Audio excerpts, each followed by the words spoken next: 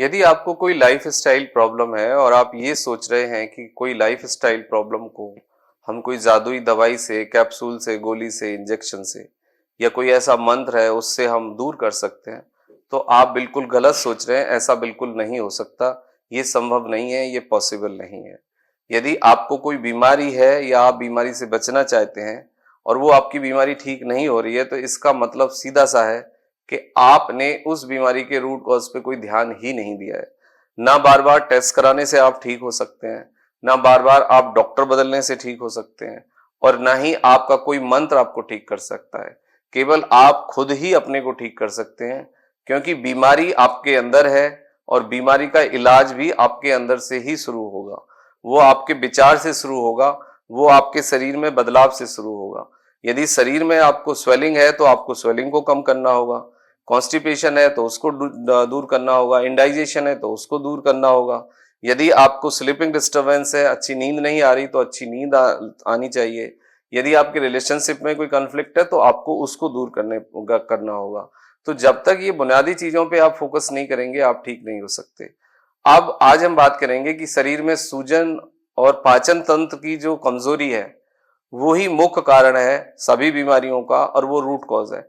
यानी 90% जो बीमारियां हैं या तो डायरेक्टली पेट से रिलेटेड है या इनडायरेक्टली पेट से रिलेटेड है। पेट से रिलेटेड से मतलब है कि कॉन्स्टिपेशन, इंडाइजेशन और स्वेलिंग के कारण आपको 90% प्रॉब्लम होती है। और जब तक बेसिक स्वेलिंग आपकी नहीं दूर होगी, आप ठीक नहीं हो सकते।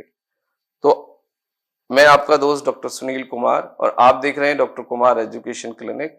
आई am post doctorate in clinical medicine and the metabolic science. Last 2 decade से साउथ दिल्ली छतरपुर में as a clinical health physician में प्रैक्टिस कर रहा हूँ। तो as a lifestyle specialist जो मेरे पास एक्सपीरियंस है 20 ईयर का, और जो क्लिनिकल डेटा कहता है और जो हमने रिसर्च की है और जो टीचिंग के दौरान मेरी अपनी फाइंडिंग है ट्रीटमेंट के दौरान, उसके आधार पे मैं आपको गाइड करूंगा। यदि आप चैनल पे नए हैं तो चैनल को सब्सक्राइब करिए, आइकन बेल हिट करिए, अपने फ्रेंड के साथ शेयर करिए, और आपकी जो भी ओपिनियन है वो हमें फीडबैक के रूप में बताइए। तो आज मैं बात करने जा रहा हूं कि शरीर में सूजन, पाचन तंत्र की कमजोरी, इंडाइजेशन, कॉन्स्टिपेशन, ये सब क्यों होता है और इसके कारण हमें क्या तकलीफ होती है। तो सबसे पहले तो देखो, हमारी बॉडी के अंदर डाइजेस्टिव सिस्टम इसलिए ज्यादा इंपॉर्टेंट है कि वहीं से हमें सारे न्यूट्रिशन मिलते हैं, और वही सिस्टम रेस्पॉन्सिबल है आपकी वो इम्यूनिटी हो, वो आपका ब्लड फ्लो हो, वो आपका एब्जॉर्प्शन हो, और आपकी जो कोऑर्डिनेशन है और जो आपकी फंक्शनिंग है ऑर्गन्स की, वो भी आपके डाइजेस्टिव सिस्टम पे बहुत निर्भर करती है। यदि आपका ब्रेन और गट का कनेक्शन लॉस्ट हो गया है तो आप कितनी भी कोशिश कर लीजिए, आप ठीक नहीं हो सकते। तो सबसे पहले जरूरी है कि आप अपने शरीर से बात करना स्टार्ट करें, अपनी भूख प्यास, अपनी नींद को समझें। जब तक आप इसको नहीं कनेक्ट करेंगे, नहीं समझेंगे, बहुत बुनियादी फायदे नहीं होंगे। अब ये सब हो क्यों रहा है? सबसे पहला इसका कारण है कि आजकल हम वेस्टर्न फूड ले रहे हैं। देखो, वेस्टर्न फूड, वेस्टर्न क्लोथ्स हमारे लिए एक मुसीबत है, हमारे लिए एक बीमारी का कारण है। क्योंकि वेस्टर्न फूड वेस्टर्न में हो सकता है, उन लोगों के लिए ठीक हो, लेकिन हमारे लिए वेस्टर्न फूड ठीक नहीं हो सकता, क्योंकि हमारा क्लाइमेट अलग है, हमारा टेम्परेचर अलग है, हमारा बॉडी अलग है, हमारा डाइजेस्टिव सिस्टम अलग है। तो western food, packed food, junk food, preservative food, ये सबसे बड़ा कल्प्रेट है। तो आप इसको मिनिमाइज करिए और स्टॉप करिए। दूसरा है स्ट्रेस, तनाव। तनाव अलग अलग तरीके से लोगों को आज हिट कर रहा है। वो मानसिक हो सकता है, शारीरिक हो सकता है, भावनात्मक हो सकता है, या दूसरी कुछ कन्फ्लिक्ट और फियर के कारण भी हो सकता है। डिसबायोसिस मतलब आपके पीठ का जो गट का बैलेंस है, मतलब जीआई फ्लोरा का, बैक्टीरिया का जो बैलेंस है, उसका बिगड़ना। लीकी गट एक बहुत बड़ी समस्या है। पुअर स्लीप एक बहुत बड़ी समस्या है। Liver disease, metabolic problems. Liver disease से मतलब है कि लिवर का फैटी होना, या पीलिए का बार बार होना, या लिवर के अंदर स्वेलिंग। अल्कोहल का यूज, स्मोकिंग का यूज, तंबाकू का use day by day increase होता है। यंगस्टर्स इसकी लपेट में आ रहे हैं। ब्लड शुगर, यानी कि ब्लड शुगर यदि आपको ज्यादा रहता है तो वो भी नुकसानदायक है, और बहुत कम रहता है तो वो भी नुकसानदायक है। लो हार्मोन्स, यदि आपको थायरॉक्सिन, सोडियम या इंसुलिन हार्मोन्स का सिक्रीशन कम हो रहा है बॉडी में, तो ये मेटाबॉलिक हार्मोन्स हैं, ये आपके पूरे सिस्टम को, मेटाबॉलिक सिस्टम को प्रभावित करते हैं और बॉडी को बीमार करते हैं। इन्वायरमेंटल फैक्टर हैं जैसे कि आपका ट्रिगर होना, इन्वायरमेंटल ट्रिगर जैसे आपका टेम्परेचर से हो सकता है, आपका पॉल्यूशन से हो सकता है। मेटाबॉलिक इशू नाउअडेज बहुत ज्यादा बढ़ रहे हैं। मेटाबॉलिक इशू में 3 कारण हैं, हमारे फूड का सही नहीं होना, स्लीप का सही नहीं होना, plus hypothyroidism, plus insulin resistant.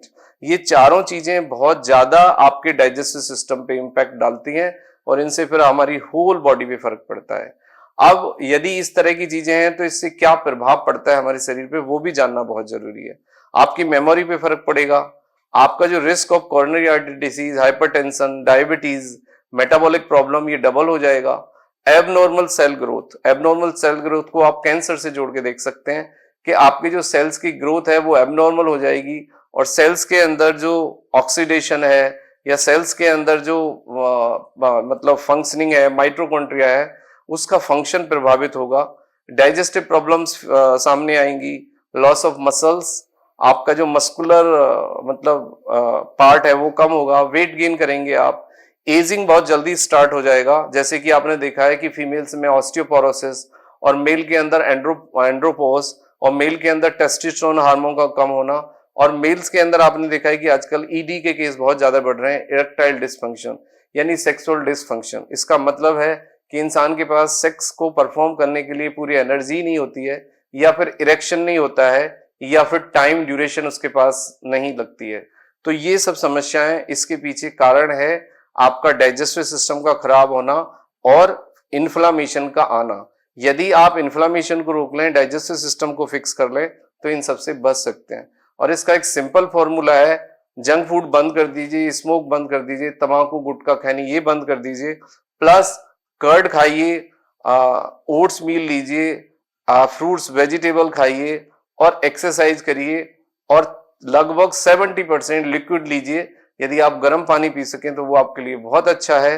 Regular deep breathing plus exercise plus 70% liquid diet and fibre and the vegetables, fruits and vegetables से आप फाइबर लीजिए, तो आप अपनी स्वेलिंग को भी कम कर सकते हैं और आप अपने डाइजेस्टिव सिस्टम को ठीक रख के इन सब प्रॉब्लम से बच सकते हैं। Thank you very much and take care yourself.